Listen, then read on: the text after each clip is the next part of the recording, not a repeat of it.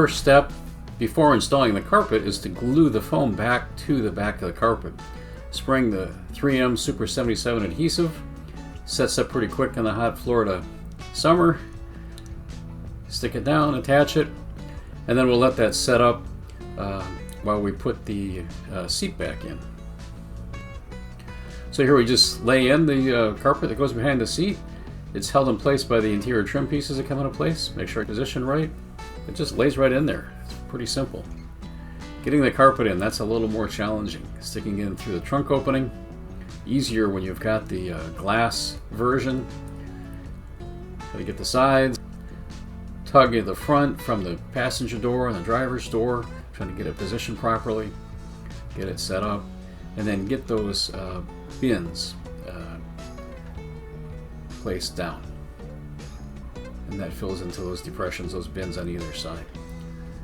And with that in place, we can then start putting in, the back panel, I haven't shown that, but that's in place. Putting in interior trim. I've already got the B-pillar piece that goes behind the door. You can see that installed.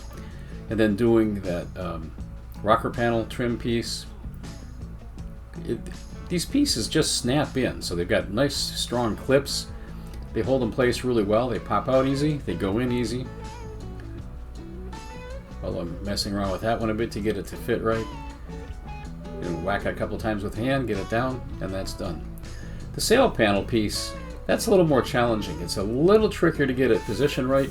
With the Dynamat in place, we're a little thicker.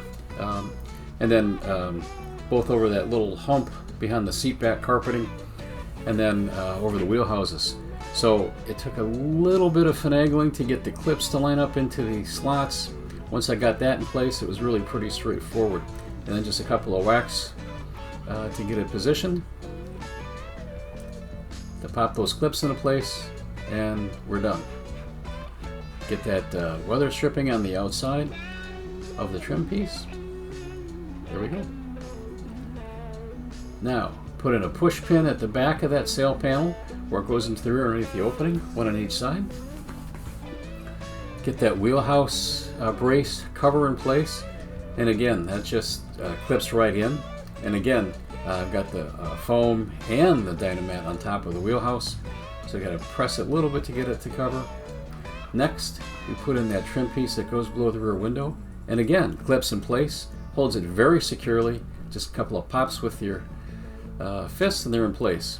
Sticking in the shoulder harness attachment. Takes a Torx wrench to get that to tighten up. Get that on each side. Use the ratchet, get that good and torqued down. Get the cover in place. Get the tools all cleaned up, we're ready to go. Last piece, with everything in place on both sides, we put that console in place. There's that foam pad.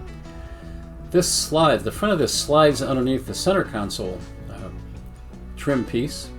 Got to plug in that clip, or that connector. That one's a little bit of a pain in the butt, but then we just slide it underneath that center console piece. You can see, lift it up, slide it in, boom, there's in place. It's really that simple. There are 4 nuts that hold it down. 2 underneath the door, and 2 right in front. Little 10mm nut, 1/4 inch drive ratchet, just tightens that down. One of the few places where I actually have to use a wrench to put the interior trim back together. Connect the cigarette lighter, put that little attachment piece in there, close the door, and it's done. Looking at the finished result, it looks just like it's stock. Nobody can tell the difference.